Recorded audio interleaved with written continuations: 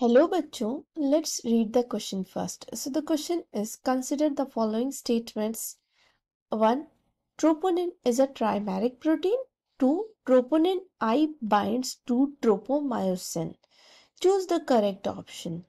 तो यहाँ पर क्वेश्चन में आपको ट्रोपोनिन से रिलेटेड दो स्टेटमेंट्स दिए गए हैं। आपको पहचानना है कि क्या ये दोनों स्टेटमेंट सही है या इनमें से कोई एक सही है या दोनों ही गलत हैं। तो चलिए हम इनको एक एक को पहचानते हैं। तो सबसे पहले जाने कि ये ट्रोपोनिन प्रोटीन होती क्या है। तो ट्रोपोनिन, ये जो ट्रोपोनिन प्रोटीन होती है ये हमारी एक मस्कुलर प्रोटीन है। मस्कुलर प्रोटीन है इसका मतलब मसल में पाई जाएगी। तो ये एक मस्कुलर प्रोटीन है। कहाँ पर पाई जाती है? हमारी जो फंक्शनल यूनिट्स होती हैं मसल्स की, जिन्हें हम कहते हैं सार्कोमियर, इनको हम बोलते हैं सार्कोमियर। इन सार्कोमियर में आप देखेंगे दो टाइप के फिलामेंट्स होंगे। एक होंगे जिन्हें हम कहते हैं थिन फिलामेंट्स। उन थिन फिलामेंट्स में आपको 3 टाइप्स की प्रोटीन्स मिलती हैं, या हम कहेंगे कि 3 प्रोटीन्स मिलती हैं। वो 3 प्रोटीन्स होती हैं, पहली होती है एक्टिन प्रोटीन, दूसरी होती है tropomyosin protein, and the third protein is the troponin protein. तो ये 3 प्रोटीन्स मिलती हैं कहाँ पर? हमारे जो थिन फिलामेंट्स होते हैं सार्कोमियर के। सेकेंड टाइप ऑफ फिलामेंट्स होते हैं जिन्हें हम कहते हैं थिक फिलामेंट्स, जिनमें आपको मायोसिन मिलती है। इनमें आपको मायोसिन मिलती है। अब ये जो ट्रोपोनिन होती है हमारी, ये कैसी होती है?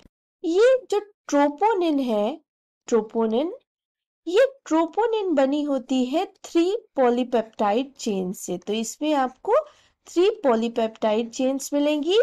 एक जिसे हम कहते हैं ट्रोपोनिन सी या टी, सी हम नाम दे देंगे। दूसरी होती है ट्रोपोनिन टी, और तीसरी होगी ट्रोपोनिन टी, और तीसरी होगी ट्रोपोनिन आई। तो ये आपकी 3 पॉलीपेप्टाइड चेन्स मिलती है ट्रोपोनिन में। और क्योंकि पॉलीपेप्टाइड चेन्स यहाँ पर 3 होती है, इसीलिए हम कहेंगे troponin is a trimer. Troponin is a trimer. Why? क्योंकि यहाँ पर आपको 3 पॉलीपेप्टाइड चेन्स मिलती हैं। तो यहाँ पर जब हम पहला स्टेटमेंट दिख रहे हैं troponin is a trimeric protein, ये आपका ट्रू स्टेटमेंट है। हमने देखा troponin C, T and I 3 polypeptide chains मिल रही हैं। अब यहाँ पर जो ट्रोपोनिन सी होते हैं, इनका फंक्शन क्या होता है? ये जो ट्रोपोनिन सी होते हैं ये अटैच्ड होते हैं। कहाँ से? ये अटैच्ड होते हैं कैल्शियम आयन से। तो ये कैल्शियम आयन जो मसल में पाए जाते हैं उनसे अटैच्ड पाए जाते हैं। जो ट्रोपोनिन टी होती हैं आपकी, ये बाइंडेड होती है किससे? ये बाइंडेड होती है ट्रोपोमायोसिन से। ट्रोपोमायोसिन से बाइंड होती है। और जो ट्रोपोनिन आई होती है ये एक्टिन से बाइंड होती है। तो इस तरह से क्या होता है कि आपकी जो तीनों प्रोटीन्स होते हैं वो एक दूसरे से जुड़े रहते हैं। अब यहाँ पर आपका जो दूसरा स्टेटमेंट था उसमें दिया हुआ था troponin I binds to tropomyosin. तो ये गलत स्टेटमेंट है। यहाँ पर ट्रोपोनिन टी है जो ट्रोपोमायोसिन से बाइंड होता है, और ट्रोपोनिन आई जो है वो एक्टिन से बाइंडेड होता है। तो इसका मतलब हमारा जो स्टेटमेंट 2 है वो गलत स्टेटमेंट है, और स्टेटमेंट 1 हमारा सही स्टेटमेंट है। तो चलें, हमने जान लिया कि कौन सा स्टेटमेंट सही और कौन सा गलत है। अब जाते हैं हमारे ऑप्शंस की तरफ और जानते हैं सही ऑप्शन कौन सा होगा।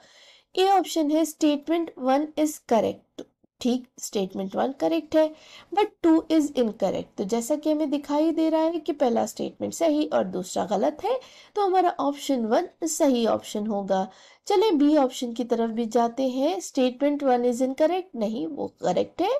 स्टेटमेंट 2 इज करेक्ट, तो हमारा ये ऑप्शन गलत होगा। सी है बोथ 1 एंड 2 आर करेक्ट, तो ये भी गलत होगा क्योंकि 1 सही और 2 गलत है।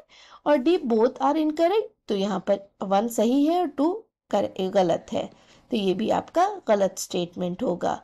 तो ये था हमारे क्वेश्चन का answer. I hope you understood the entire explanation. Thanks, good luck.